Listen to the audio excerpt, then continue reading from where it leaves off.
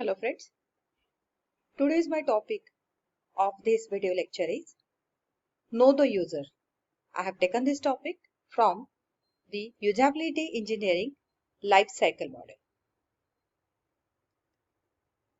The objectives of this video lecture are to understand the Usability Engineering Life Cycle Model, to understand the individual user characteristic, to learn the outcome of task analysis, and to learn the functional analysis. Let's see the objective one by one. Let's see the objective one by one. The first one is Introduction to Usability Engineering Lifecycle Model. Usability engineering is not a one-shot affair where the user interface is fixed before releasing of product. Rather, usability engineering is a set of activities that ideally takes place throughout the life cycle of the product. I cannot predict that whatever the design I am putting at the first time is going to be the final design. Rather, this is going to be modified after the use of that particular model.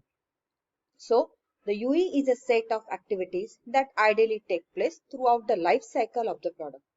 The life cycle model emphasizes that one should not rush straight into the design. Rather, he should consider the different activities which are going to carry out throughout the life cycle of the product and then only finalize the design of that product.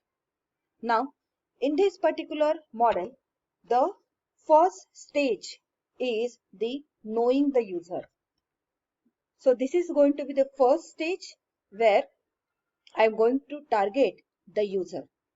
There are basically two factors with large impact on the usability are the user characteristic, it's the individual user characteristic, and the variability in the user.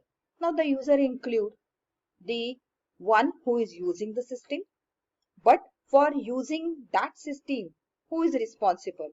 The one who install it, the one who maintain it, the one who is a system administrator, and the other supporting staff. So I'm not going to target only the one person who is using that particular product, rather who is going to do the install, maintain, administration, and the support for that staff. So even though know the user is the most basic of all usability guidelines, it is often difficult for a developer to get access to the user because these are the number of users which I have just listed are going to be considered as a user of that model and they are not going to be available for any developer to take the feedback of them. We'll start with the first one as the individual user characteristic. It is necessary to know the class of people who will be using the system. In some situation, this is very easy since it is possible to identify this user on a concrete individual. But in other situation, it might be going to be a difficult one. So by knowing the user work experience, their education level, age, previous computer experience, and other factors, it is possible to anticipate their learning difficulties. I can find out what are the different difficulty they are going to face while dealing with the new system. Again, it is related to their reading and the language skill also. I cannot design any form which is in another language, whereas the local language is a different one. I should target the local language only.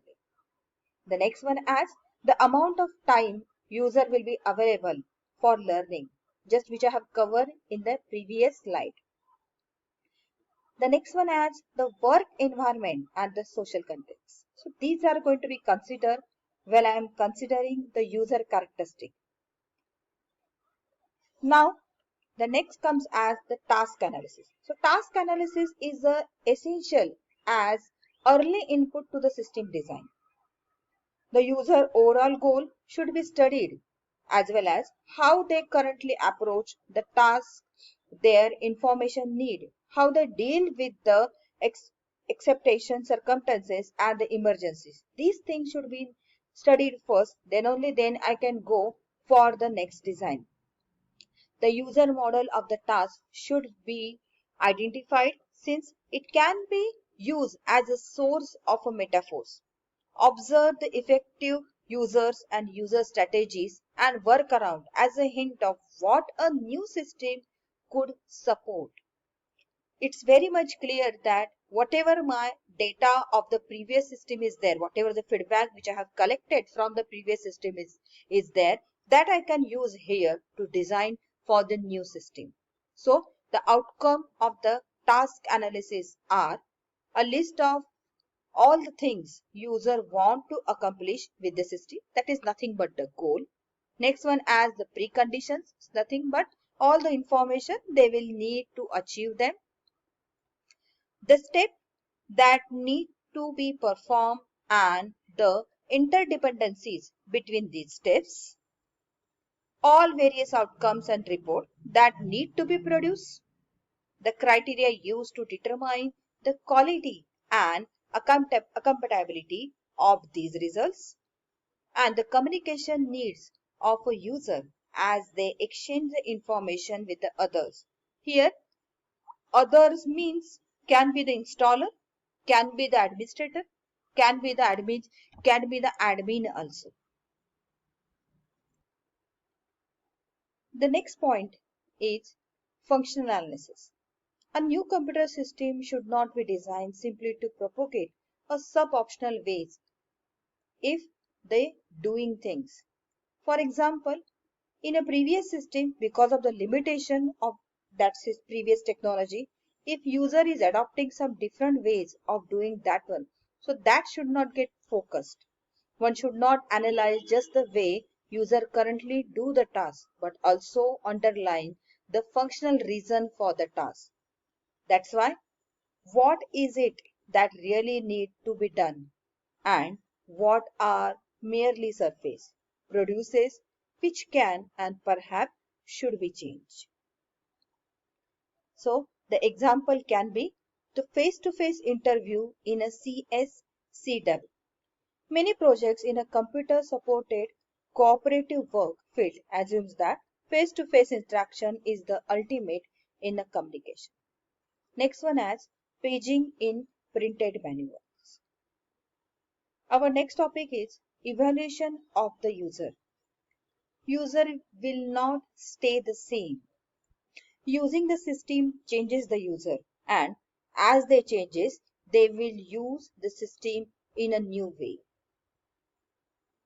For example, I can consider that the way we were using the spreadsheet initially is only for filling the data, but now we have turned the spreadsheet into analysis of the data, not for only filling the data, rather for analysis of that data in the form of charts or in the form of pie charts also. A typical change is that a user becomes the expert after some time and want to interaction shortcuts, that is nothing but the accelerator. So it is important not to design just for the way user will use the system in the first short period after it releases. The next one best example which suits for the evaluation of the user is that if I have produced or if you have designed one graphical package for the interface, then a novice user will go through the question answer of the screen for designing any chart. Rather, the expert user will directly go on designing the chart. I have used the book of Usability Engineering by Jocko. Thanks for listening. See you again. Bye.